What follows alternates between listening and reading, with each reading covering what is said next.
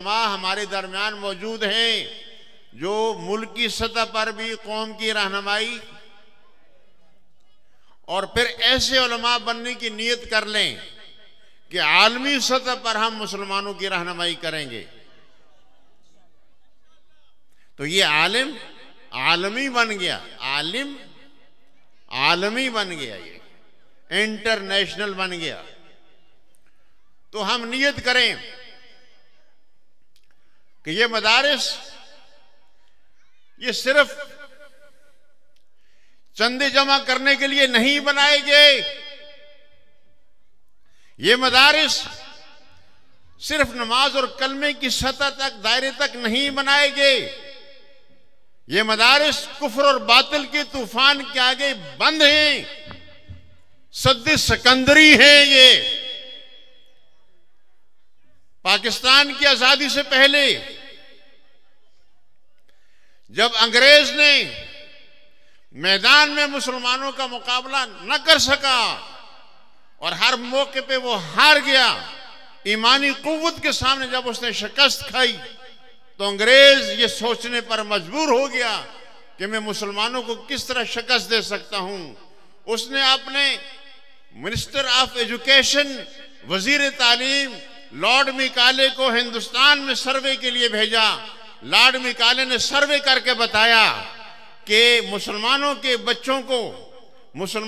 बच्चों को लिया जाए और अपनी तालीमगाह में उसको तालीम दी जाए, और वो पैदाइशी तौर पर तो वो मुसलमान होंगे, दिमागी तौर पर अंग्रेज बना के छोड़ेंगे हम।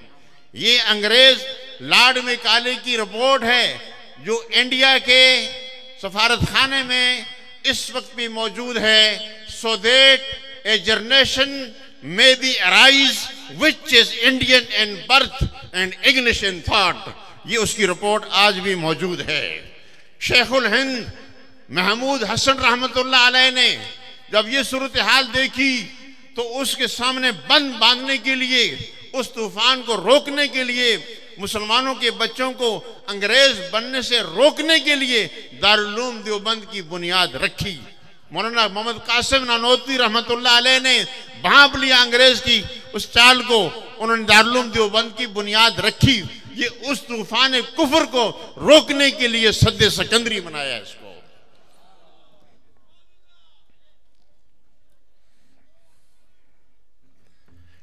इस हाफिज को सिर्फ तरावी का हाफिज मत समझें, इस हाफिज को सिर्फ मस्जिद का हाफिज मत समझें। ये बातिल के लिए कहरे खुदाबंदी है, ये इस्लाम का एटम बम है, इसके सामने बातिल का कोई एटम बम नहीं ठहर सकता। ये ऐसी कौम तैयार की गई है।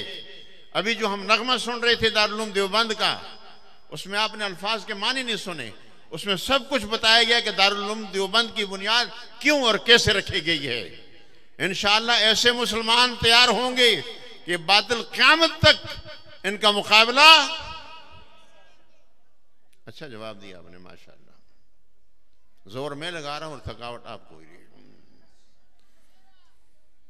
ये मदारिस ऐसी उम्मत तैयार करके देंगे कि क़यामत तक बातिल इसका मुकाबला। आप इसका अहद करते हैं। इस लिहाज से देखें उलमा कितना बड़ा काम कर रहे हैं, इस लिहाज से देखें असातिज़ा इकराम कितना बड़ा काम कर रहे हैं। और ये नन्हे मुन्ने मुजाहिद, ये आज के बच्चे हैं, कल के ये मुजाहिद हैं। कल ये बातिल के सामने सीना सपर हो जाएंगे, कल बातिल के सामने डट जाएंगे। और ये उसी तरह जैसे वो बच्चा नज़म पढ़ रहा था, कहाँ गया, हमारे नबी हमारे मोहम्मद, हमारे बेहतरीन हाफ़िज़ है आपका, अभी सुन कर गए यहाँ से, मैं अंदर बैठा हुआ था, आप यहाँ सुन रहे थे। नबी हम मोहम्मद हमारे बड़ी शान वाले।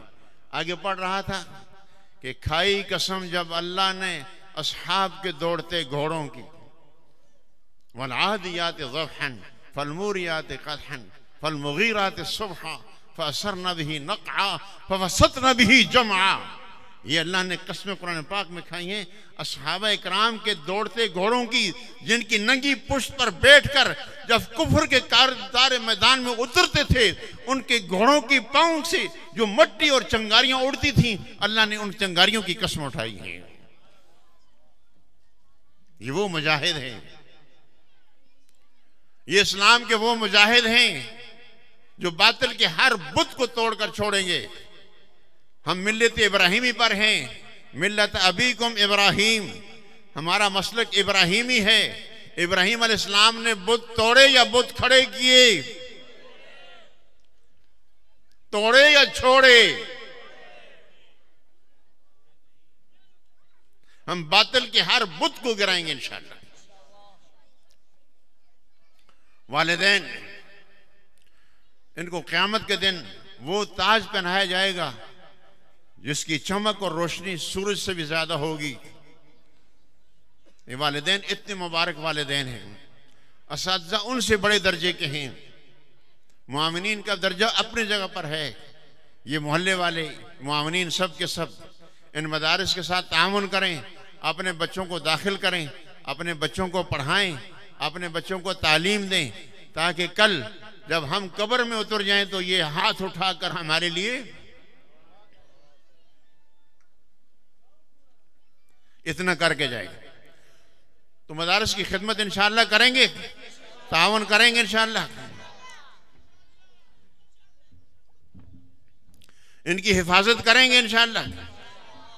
असातिज़ा जो कराम पढ़ा रहे हैं उनके साथ तावन करेंगे।